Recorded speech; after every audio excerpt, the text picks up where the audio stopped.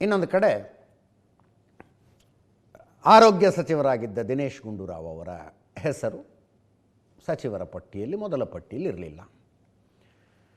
ಅವರ ಪತ್ನಿ ಟಬೂರಾವ್, ಅವರಿಗೆ ಸ್ಟ್ರಾಂಗ್ ಪೊಲಿಟಿಕಲ್ ಒಪಿನಿಯನ್ಗಳಿದ್ದಾವೆ. ಅವರೊಂದು ಟ್ವೀಟ್ ಮಾಡಿದ್ದಾರೆ. ಧರ್ಮ ಮತ್ತು ಜಾತಿಯ ಯುದ್ಧದಲ್ಲಿ ಅರ್ಹತೆ, ಕಾರ್ಯಕ್ಷಮತೆಯ ಸಾಮರ್ಥ್ಯ, ಪಕ್ಷನಿಷ್ಠೆ, ಪಕ್ಷಕ್ಕಾಗಿ ಕಠಿಣ ಪರಿಶ್ರಮ ಮತ್ತು ಸಮಗ್ರತೆ, ಇಂಟಿಗ್ರಿಟಿ ಮುಖ್ಯವೇ ಎಂದು ಆಶ್ಚರ್ಯವಾಗುತ್ತದೆ ಅಂತ. ಅಂದರೆ in the battle of religion and cost I wonder if merit, performance, competence, party loyalty, hard party work and integrity matter. ಅಂದರೆ ಇವೆಲ್ಲದಕ್ಕೂ ಎಲ್ಲಿ ಬೆಲೆ ಇದೆ? ಇದು ಏನೇ ಇದ್ದರೂ ಧರ್ಮ ಮತ್ತು ಜಾತಿಗಳ ಯುದ್ಧ ಅಂತ. Same in business and worse in politics. ವ್ಯವಹಾರದಲ್ಲೂ ಹೀಗೆ ಆಗೋದು, ರಾಜಕಾರಣದಲ್ಲಿ ಪರಿಸ್ಥಿತಿ ಇನ್ನೂ ಕೆಟ್ಟದ್ದಾಗಿದೆ ಅಂತ ದಿನೇಶ್ ಗುಂಡೂರಾವ್, ಮಾಜಿ ಸಚಿವ ದಿನೇಶ್ ಗುಂಡೂರಾವ್ ಅವರ ಪತ್ನಿ ಟಬೂರಾವ್ ಅವರ ಟ್ವೀಟ್ ಇದು.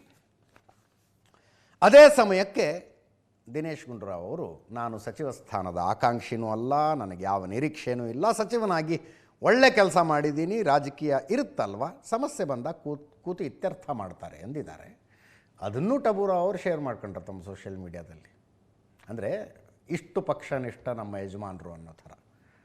ದಿನೇಶ್ ಗುಂಡೂರಾವ್ ಅವ್ರು ಮಾತಾಡಿದ್ದು ಕೇಳಿಸ್ಕೊಳ್ಳಿ ಒಮ್ಮೆ. ಇಲ್ಲ ಇಲ್ಲ ಇಲ್ಲ ಇಲ್ಲ ನಮ್ಗೆ ಯಾವ ನಾವು ಯಾವ ನಿರೀಕ್ಷೆನೂ ಇಲ್ಲ, ನಾವು ಆಕಾಂಕ್ಷಿನೂ ಅಲ್ಲ. 3 ವರ್ಷ ಒಳ್ಳೆ ಕೆಲಸ ಮಾಡಿದ್ದೀವಿ, ನನಗೂ ಕೂಡ ಒಳ್ಳೆ ಇಲಾಖೆ ಇತ್ತು. ಮುಂದೆ ರಾಜಕೀಯದೆಲ್ಲ ಇದ್ದೇ ಇರ್ತದಲ್ಲ, ಅದು ನನಗಾಗಲೇ ಹೇಳಿದಾಗೆ ನನಗೆ ಯಾವ ನಿರೀಕ್ಷೆನೂ ಇಲ್ಲ, ನಾನು ಆಕಾಂಕ್ಷಿನೂ ಅಲ್ಲ. ನೋಡೋಣಪ್ಪ, ಎಲ್ಲ ಒಂದು ಸಮಸ್ಯೆ ಬಂದಾಗ ಕೂತು ಚರ್ಚೆ ಮಾಡ್ತಾರೆ, ಚರ್ಚೆ ಮಾಡಿ ಇತ್ಯರ್ಥ ಮಾಡ್ತಾರೆ. ಸೊ ಎಲ್ಲ ಇದ್ದಾರೆ. ಸೊ ಆ ಥರ ಆಗಿದ್ದರೆ ಖಂಡಿತ ಅದನ್ನು ನಿವಾರಣೆ ಮಾಡೋದು ಶಕ್ತಿ ಕೂಡ ನಮ್ಮ ನಾಯಕರುಗಳಿಗಿದೆ ಅಂತ ನಾನು ಅನ್ಕೊಂಡಿದ್ದೀನಿ. ಇಲ್ಲ, ಇನ್ನು ಈ ಹಿರಿಯ ಸಚಿವರುಗಳ ಅಸಮಾಧಾನ, ಸಚಿವರಾಗಬೇಕು ಅಂದ್ಕೊಂಡಿರುವವರ ಕಾತರ, ನಿರೀಕ್ಷೆ, ಇದೆಲ್ಲದರ ಬಗ್ಗೆ ಕೆಲವು BJP ನಾಯಕರುಗಳು ಮಾತಾಡಿದ್ದಾರೆ. ಅದನ್ನೊಂದ್ಸಲ ಕೇಳಿಸ್ಕೊಳ್ಳಿ. DK ಶಿವಕುಮಾರ್ ಮುಖ್ಯಮಂತ್ರಿಗಳು, ಸಿದ್ದರಾಮಯ್ಯನವರ ಸಚಿವ ಸಂಪುಟ ಮೊದಲನೆಯ ವಿಕೆಟ್ ಇವತ್ತು ಪತನ ಆಗಿರುವಂಥದ್ದು. ರಾಮಲಿಂಗಾರೆಡ್ಡಿ ಅವರು ಹಿರಿಯರಿದ್ದಾರೆ, ಅವ್ರ ಬಗ್ಗೆ ಹೆಚ್ಚು ಮಾತನಾಡೋದಕ್ಕೆ ಹೋಗೋದಿಲ್ಲ. ಆದರೆ ವಾಸ್ತವಿಕ ಸತ್ಯ ಏನು ಅಂತ ಹೇಳಿದ್ರೆ, ಈ ಕಾಂಗ್ರೆಸ್ನವರಿಗೆ ರಾಜ್ಯದ ಅಭಿವೃದ್ಧಿಯ ಬಗ್ಗೆ ಚಿಂತನೆ ಇಲ್ಲ. ಕಳೆದ 3 ವರ್ಷ ಹಗ್ಗ ಜಗ್ಗಾಟದಲ್ಲೇನೆ 3 ವರ್ಷ ಕಳೆದಿದ್ದಾರೆ. DK ಶಿವಕುಮಾರ್ ಅವರ ಹಳೆಯ ಸಿನಿಮಾ ಹೊಸ ಪೋಸ್ಟರ್ನ ರಿಲೀಸ್ ಆಗಕ್ಕೆ ಮುಂಚೆನೆ ದಂಗೆ ಶುರುವಾಗಿದೆ. ಸ್ವೇರಿಂಗ್ ಆದ 3 ದಿನದಲ್ಲಿ 3 ಬಾಳು ಆಗ್ತಾ ಇದೆ. ರಾಮಲಿಂಗಾರೆಡ್ಡಿ ಅವರಿಗೆ DK ಶಿವಕುಮಾರ್ ಮಾತು ಕೊಟ್ಟಿದ್ರು, ಮಾತು ಕೊಟ್ಟು ಈಗ ಕೈ ಕೊಟ್ಟಿದ್ದಾರೆ ಅಂತ ಈ ಥರ ಕೊಟ್ಟ ಮಾತನ್ನ ತಪ್ಪು ಅಂತ ಚಾಳಿ DK ಶಿವಕುಮಾರ್ ಪ್ರಾರಂಭ ಮಾಡಿದ್ದಾರೆ. ಅಂದರೆ ಸಮರ್ಥವಾದಂಥ ಆಡಳಿತ ಪಕ್ಷ ಇಲ್ಲ ಇವತ್ತು ಮುನಿಯಪ್ಪನವರು ಕೂಡ, ಅವರು ಕೇಂದ್ರದ ಮಂತ್ರಿ ಆಗಿದ್ದಂಥವ್ರು, ಅವರು ಖ್ಯಾತೆಯನ್ನು ತೆಗೆದಿದ್ದಾರೆ. ಒಟ್ಟಾರೆ DK ಶಿವಕುಮಾರ್ ಅವರಿಗೆ ಸರ್ಕಾರದ ಮೇಲೆ ಹಿಡಿತಾ ಇಲ್ಲ ಅನ್ನೋದು ಸ್ಪಷ್ಟ ಆಗೋಟಿದೆ. ಈಗ ಕೆಟ್ಟು ನಿಂತ ಬಸ್ಸಿಗೆ ಹೊಸ ಚಾಲಕನ ನೇಮಕ. ಕೆಟ್ಟು ನಿಂತ ಬಸ್ಸಿಗೆ ಹೊಸ ಚಾಲಕ ಬಂದ ತಕ್ಷಣ ಬಹುಶಃ ಕೆಟ್ಟ ಬಸ್ಸು ಸರಿಯಾಗೋದಿಲ್ಲ. ಬಸ್ಸನ್ನೇ ಬದಲಾಯಿಸಬೇಕಾಗಿತ್ತು, ಆದರೆ ಅದರ ಸಮಯ ಬಂದಿಲ್ಲ. ಆ ಕಾರಣದಿಂದ ಚಾಲಕರನ್ನ ಬದಲಾಯಿಸಲಾಗಿದೆ. ಗೃಹ ಪ್ರವೇಶದ 2ನೇ ದಿನವೇ ಚಾವಣಿ ಕುಸಿದು ಬಿದ್ದಿದೆ. ರಾಮಲಿಂಗಾರೆಡ್ಡಿ ಅವರು ರಾಜೀನಾಮೆ ಒಗೆದು ತಮಿಳುನಾಡು ಕಡೆಗೆ ಪ್ರಯಾಣ ಮಾಡಿಬಿಟ್ಟಿದ್ದಾರೆ.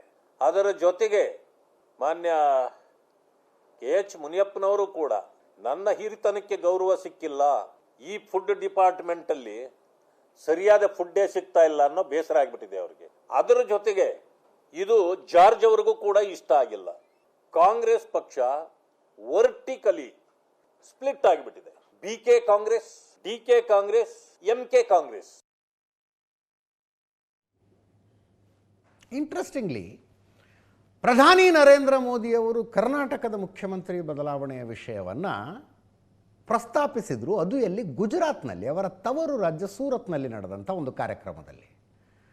ಬೇರೆ ಬೇರೆ ಅಭಿವೃದ್ಧಿ ಕಾರ್ಯಗಳ ಉದ್ಘಾಟನೆ, ಶಂಕುಸ್ಥಾಪನೆಯದೊಂದು ಕಾರ್ಯಕ್ರಮ ಇತ್ತು. ಅಲ್ಲಿ ಕರ್ನಾಟಕದ ಮುಖ್ಯಮಂತ್ರಿ ಬದಲಾವಣೆಯ ವಿಷಯವನ್ನು ಪ್ರಧಾನಮಂತ್ರಿಗಳು ಪ್ರಸ್ತಾಪ ಮಾಡಿದ್ರು ವೇದಿಕೆಯ ಮೇಲೆ. ಕರ್ನಾಟಕದ ಜನರಿಗೆ ಕಾಂಗ್ರೆಸ್ ಸರ್ಕಾರದ ಮೇಲೆ ಬಹಳಷ್ಟು ಅಸಮಾಧಾನ ಇದೆ, ಅದಕ್ಕಾಗಿಯೇ ಕರ್ನಾಟಕದಲ್ಲಿ ಒಬ್ಬ ಮುಖ್ಯಮಂತ್ರಿಯನ್ನು ಬದಲಾಯಿಸಿದರು ಅಂತ. ಕೇಳಿಸ್ಕೊಳ್ಳಿ. कर्नाटका की जनता में भी कांग्रेस सरकार को लेकर के बहुत आक्रोश है और यही कारण है कि कर्नाटका में भी कांग्रेस को सीएम बदलना पड़ रहा है। साथियों, भारत नकारात्मकता से कहीं आगे निकल चुका है। यह असीमित आशावाद वाला देश है, अद्भुत आकांक्षाओं से लैस देश है। भारत के नागरिक सपनों से भरे हुए हैं, संकल्पों से भरे हुए हैं और संकल्प को सिद्धि में बदलने के लिए प्रतिबद्ध जनता जनार्दन है। और जब देश की जनशक्ति संकल्पित है तो देश का हर लक्ष्य पा सकता है और यही भारत की ताकत है।